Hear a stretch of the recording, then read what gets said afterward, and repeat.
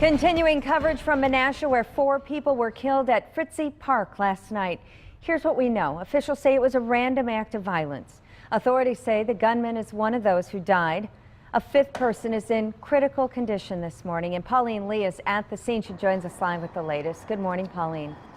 Good morning, Rachel. Fritzie Park was supposed to open a half an hour ago, but instead the park is surrounded by police tape.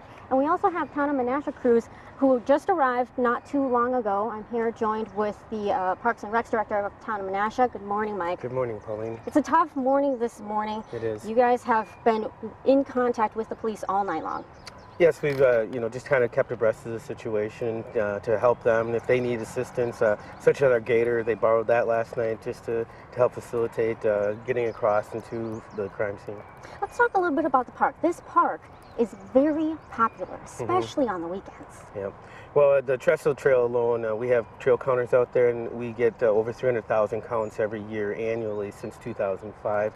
You come here on a weekend, it's hard to find a parking place with the kids running up and down the hill. It's supposed to be a fun place, and unfortunately tonight, or this morning, that's not the case. It's definitely not the case. And we were talking a little bit about security earlier. You know, the bridge doesn't have cameras on it, but you say that park building right there does. That is correct.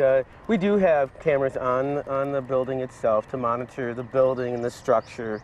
At this moment in time, we decided not to have cameras on the bridge. But depending on what happened last night, that could be of help to police officials. Right. We'll continue to cooperate with individuals as much as possible and have our full cooperation as they need videotape or whatever they might need. It's a very unfortunate situation, and you say something like this has never happened here before. So from a parks standpoint, what do you do? What is protocol?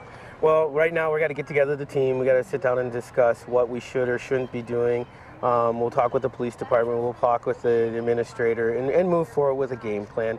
Obviously, when you build recreation facilities, you want to create a place that's fun, it's happy, it's full of memories. And unfortunately, this morning, there's a sad memory. But we certainly want to get that feeling back. I mean, this is a positive place. The trail is very busy. It's a commuting place. It's a place where people commute to and from work. And we need to follow the protocol and do the right thing first. This place is a very fun place, full of family memories. And police say what happened last night, the tragic incident last night, was a random act of violence.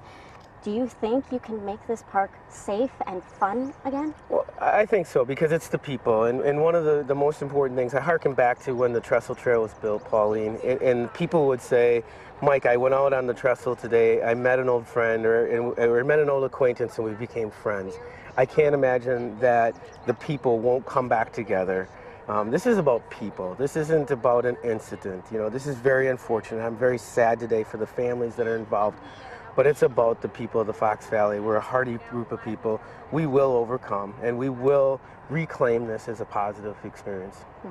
So for now, the park still remains closed. Do we have any idea as to when it might open again? Pauline, I'm sorry. I don't have any idea. I've not been told. I hope to sit down with the police and the administrator today yet, and we'll find out, and you guys will be the first to know, and we'll get this back up and opening.